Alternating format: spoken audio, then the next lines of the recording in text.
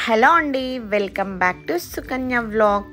ఈరోజు అయితే నేను మీ ముందుకి ఒక మంచి taste and sweetie ice cream అయితే తీసుకొచ్చేసాను. Banana ice cream.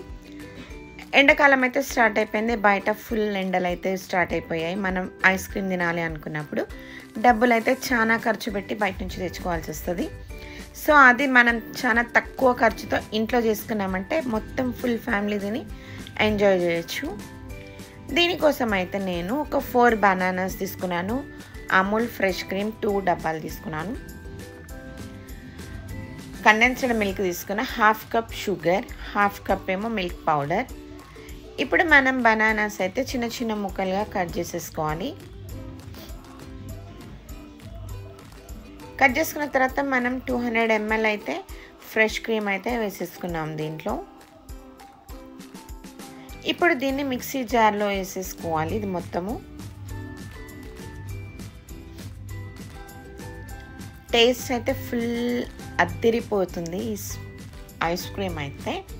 ఇప్పుడు దీంట్లో మనం కొంచెం కండెన్స్డ్ మిల్క్ వేసుకోవాలి. తర్వాత మనమైతే మిల్క్ పౌడర్, తర్వాత షుగర్ కూడా వేసేసుకోవాలి. మనం తీసి పెట్టుకున్న ఐటమ్స్ అన్నీ వేసేసుకొని ఇప్పుడు మనం ఒక 1/2 నిమ్మకాయ కూడా పిండుకోవాలి. దీంట్లో 1/2 నిమ్మకాయ రసం అంతా పిండేసుకున్న తర్వాత మనమైతే దీన్ని ఇప్పుడు ఒక 10 minutes వరకు అయితే మిక్సీలో బ్లెండ్ చేయాలి. ఈ మిశ్రమం అంతా బాగా థిక్గా అయ్యే వరకు అయితే మనం ఒక 10 minutes అయితే మిక్సీ జార్లో అలాగే తిప్పుకోవాలి. అలా తిప్పుకోవడం వల్ల మనకైతే ఐస్ క్రీమ్ అనేది సాఫ్ట్గా వస్తుంది.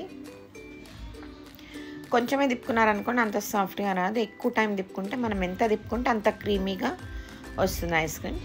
ఇలా తిప్పుకున్న ఈ జార్లో నుంచి ఈ మిశ్రమాన్ని మనమైతే ఒక దాంట్లోకి వేసేసుకొని దానిపై నుంచి కొన్ని బాదం వేసేసుకున్నామంటే టేస్టీ ఐస్ క్రీమ్ రెడీ అయిపోతుంది. ఇప్పుడు దీన్ని మనం ఒక 4 hours అయితే ఫ్రిడ్జ్లో పెట్టుకోవాలి. 4 hours తర్వాత మనకి ఐస్ క్రీమ్ అనేది గట్టిగా అవుతుంది. కానీ ఇది 4 hours తర్వాత అయితే గట్టిగా అవ్వలేదు, ఇంకా కొంచెం అయితే క్రీమీగానే ఉంది. సో మాకైతే చేస్తే నోరు ఊరిపోతుంది కాబట్టి ఆగకుండా మేమైతే 4 hours తీస్తే ఇలా క్రీమీ ఐస్ క్రీమ్ అయితే సూపర్ అంటే సూపర్ టేస్టీగా ఉంది. మీరు కూడా ఎవరైనా చేసుకున్నామంటే తొందర ఎక్కువ ఉంటుంది తినాలని, మనకి అంత టైం అయితే వెయిట్ చేయలేము కాబట్టి సో మేమైతే 4 hours తీసుకొని అలా ఉన్నా కానీ హ్యాపీగా అయితే తినేసాము. ఇంకా మిగిలిన ఐస్ క్రీమ్ని మాత్రం 6 hours తర్వాత తీసుకుంటే మనకి ఇలా స్కూప్స్ లెక్క మాత్రం వస్తుంది. మీరు ఆగగలము అనుకుంటే ఒక 6 to 7 hours అయితే ఇలా మనం ఫ్రిడ్జ్లో పెట్టుకుంటే మనకి టేస్టీ ఐస్ క్రీమ్ అయితే ఇంట్లోనే రెడీ అయిపోతుంది.